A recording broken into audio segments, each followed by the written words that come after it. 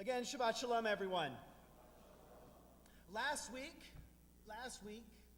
thanks to our congregant and our friend Marty Shapiro, we were able to investigate a very interesting and very difficult part of the Torah. It's the part that spoke about false prophets.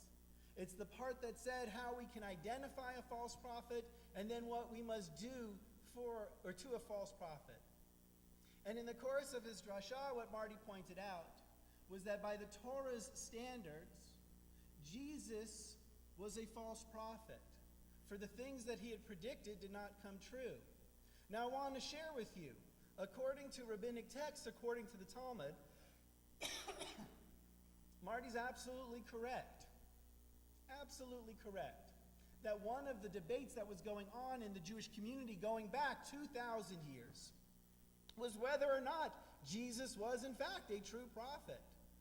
And one of the things that the Jewish community at the time said was that according to the other prophetic works and earlier prophetic tradition, when the Messiah came, things were going to change.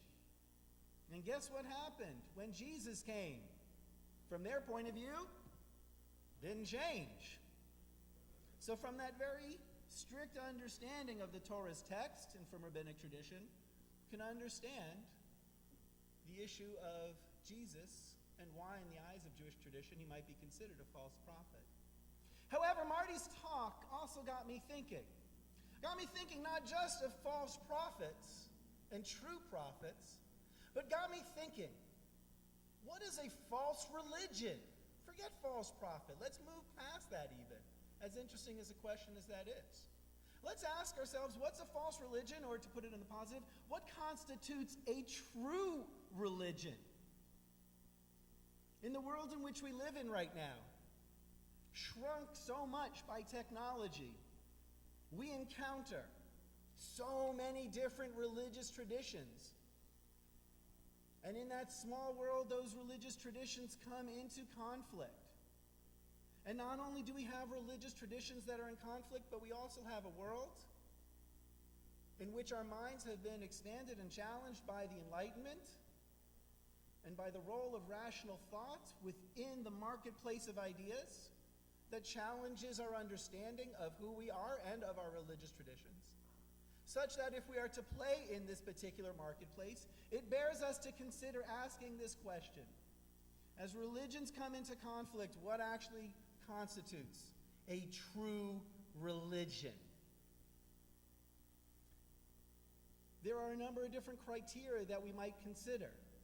So, for example, we might say a true religion is one whose sacred texts record events that happened, and that they give an accurate portrayal of the history of the time to which they purport to speak.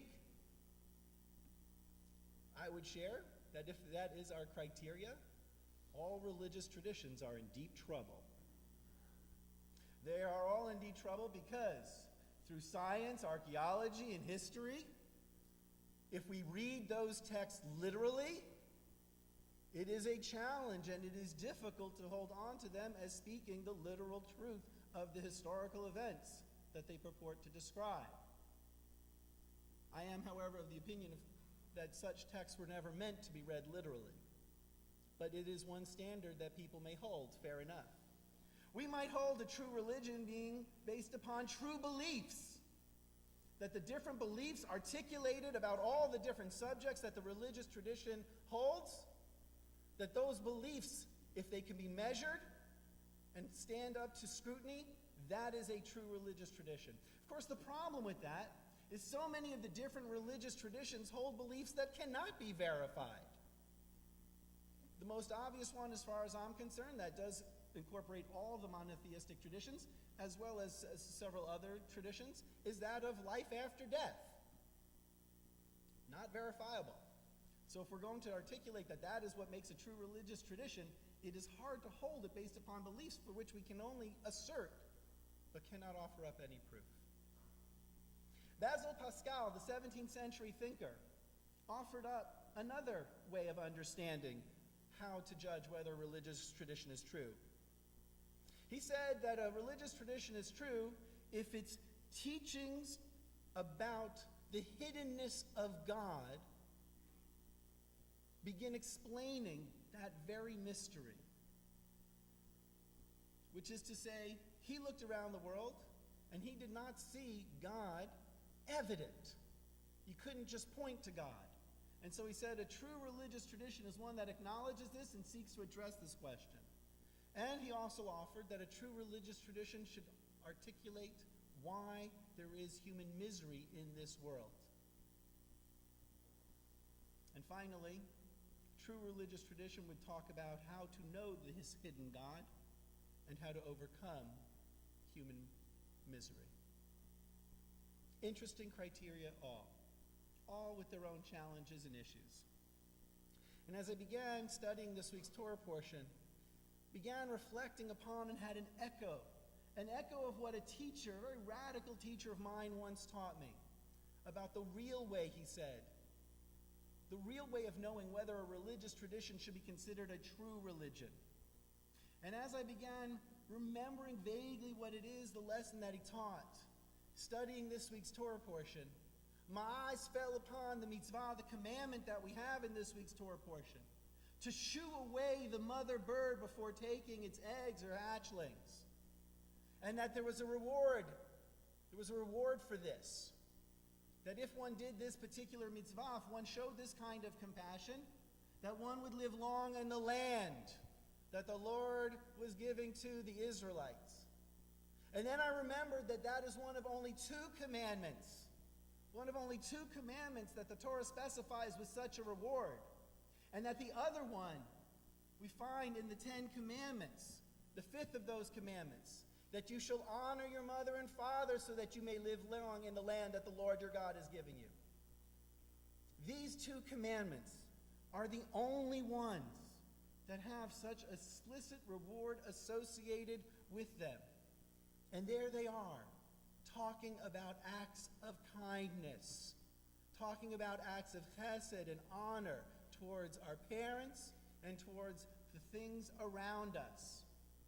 And as I reflected upon that, I recalled the rabbinic midrash that when the rabbis looked at the Torah, they noticed that the Torah begins with an act of chesed and that it concludes with an act of chesed.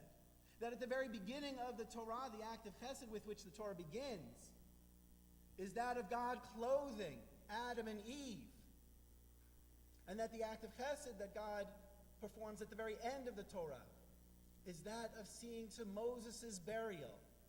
And it seemed to me so very clear that when the rabbis articulate that the Torah begins with chesed and it ends with chesed, it also means that everything in there and that the core of it is all about chesed. And this brought me to the very famous statement about Rabbi Akiva. When asked to summarize the Torah, when asked to articulate its core principle, what does he say? V'ahavta l're'echa kamocha. You shall love your neighbor as yourself. Thereby calling to our attention that the core of our religious tradition is about acts of loving kindness, deeds of chesed and concern and respect and love. This is what the core of Judaism is about. This is what the core of the Torah is about. And then, ironically enough, I remembered a text I had studied long ago in the Talmud. Ironic because it's in a tractate called Avodah Zarah, a tractate dealing with idol worship. And in that tractate, the rabbis say that one who engages in Torah study but does not involve himself or herself in deeds of love and kindness, that this person is as if they have no God whatsoever. As I reflect upon all of these statements, what it points out, and what I reflect and share with you, is the importance of Gimilut Chesed. The importance not of what we believe, not of what we think, not even of ritual matters, But when it comes down to the very core of who we are, the very core of our text, the very core of what our text wants us to be, the text wants us to be Ba'alei Chesed, masters of loving kindness. I'll reflect upon these words as I share with you an experience I had but a couple of weeks ago. 2 weeks ago, give or take, myself and 4 other colleagues were invited by the Church of Jesus Christ of Latter-day Saints for a trip up to Salt Lake City. It was an outreach on their part to extend themselves to the Jewish community, to build bridges of understanding between the two communities. We were, I believe, the 3rd such group over the course of 3 years who had been invited up to Salt Lake City. It was a fascinating trip. Among the things that I first learned that I have to share with you is that they don't call themselves Mormons. Who'd have thunk? They don't call themselves Mormons. Their sacred literature is called the Book of Mormon, hence others refer to them as Mormons, but they refer to themselves as members of, they'll often use the shorthand LDS, Latter-day Saints. I also learned very quickly when we got to the airport at 5 o'clock that it appears that certain people are just genetically made up so that they really don't require caffeine to be awake. Because they were there, chipper and cheerful. And my colleagues and I, we were dragging it. And they took us on that Tuesday morning very early up to Salt Lake City. We landed, and then we had immediately going into a van to take a trip out to Brigham City to see a temple prior to its being dedicated. Now, I don't know if everyone is aware of this. I know I certainly wasn't. But the Mormons, see there, I did it again. LDS, members of LDS, have churches, prayer spaces, and then they also have their temples. Anyone at any time can go into any of their churches. But the temples, once they're dedicated, are only for members in good standing of the church. And they actually have to get what they call a rec card from their bishop, equivalent of a rabbi, signed by them, that has to be renewed each year. Oh, and what's the qualification for the rec card? How good you were as a person. How much you have given of yourself to others over the course of the year. So we got to see this temple. It's about a month or so prior to its being dedicated. We then came back to Salt Lake City. We're able to have a few moments to ourselves before we had a dinner with a number of different senior leaders within the church, speaking and sharing openly about the different concerns that the church shares and that we in the Jewish community share, speaking openly about some of the issues that have caused tensions between the two groups, trying to understand their point of view in terms of the missionary work that they do, and also trying to understand their focus on conversion and what is the source of seeking to convert those who've already passed away. It was a very open conversation, a very generous conversation, as we learned during that trip that they came to a full understanding of exactly how offensive and problematic and painful it was. That members of their church who had absolutely no connection with people who had passed away or were killed in the Holocaust were now retroactively converting them. And they had issued orders to all the bishops to stop this practice at once. And as one of them said to us, in a way that only someone of the church can do, woe be to the bishop who submits such a name. If they have a connection, a familial connection to such a person, that is within their rights. But to just go back and do this without any connection, they realized was wrong and hurtful from the point of view of the Jewish community, and they had ceased it. It was, as I said, a fascinating time. Then on the next day, we got to tour their humanitarian center and the welfare square in Salt Lake City. I'll give you a little sense of what these places were like. At the Humanitarian Center, they had about 150 individuals, many of whom were volunteers, but also many who were there being trained to enter into the workforce, for they had emigrated from other countries. And in immigrating, they did not have the skills yet to be able to enter into the workforce. And so they came, they were in the process of learning English, and they were also working there as they were receiving job training and other programs run by the church itself. Actually, on the day that we were there, we figured out, we were counting and going through it, that of the workforce, there were 30 countries represented in that workforce, speaking a total of 20 different languages. And within that humanitarian center, what did we see? Clothing, hygiene kits, back-to-school backpacks, emergency aid. Overall, over the course of a year, that humanitarian center processed 8 million pounds of clothes and shoes, 500,000 kits, 20,000 quilts going to 50 different countries. The second an emergency arrives, the second there's a catastrophe, the Mormons keep doing it. Members of LDS get active and start reaching out to those places using this unbelievable network of humanitarian centers. This is but one of them. They have them throughout the country and throughout the world. In addition, we also saw their wheelchair distribution program, their clean water service, their neonatal resuscitation program, and their vision treatment program. All programs that they offer to people throughout the entire world. Then we went to the welfare square, which was this amazing storehouse. It contained its own bakery, cannery, milk processing operation, thrift store, and employment center. And this is just one of 50 or so throughout the country, and there are more throughout the world. Some more extensive, some a little less, but all of them designed to do two things: to act compassionately and relieve the pain and suffering of other people, and to also foster self-reliance.